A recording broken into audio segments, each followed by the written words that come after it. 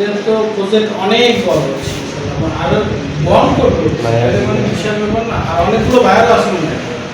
ভাইয়াতে এভাবে হয়ে যায় ভাই, মার্কেটিংয়ে যখন আমি কন্টিনিউস মনে করেন আমার বিকারে আমি টেনশন নেই, একটা সুপারভাইজার থেকে হিসাব সব আছে। আমরা তো এখনই আল্লাহর মতো টেনশন করি না, আর তো যখন আমি কন্টিনিউস বাইরে থাকবো মার্কেটিং, আপনি দেখবেন ইনশাল্লাহ তখন আমাদের আসুন তখন কী লাগবে আমাদের, মানে পুরো মাসের খাবার কন্টিনিউস থাকে।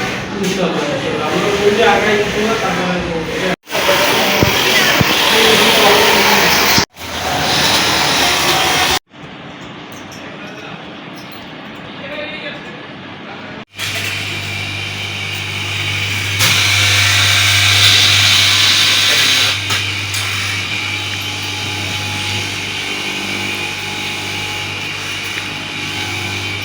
আসো।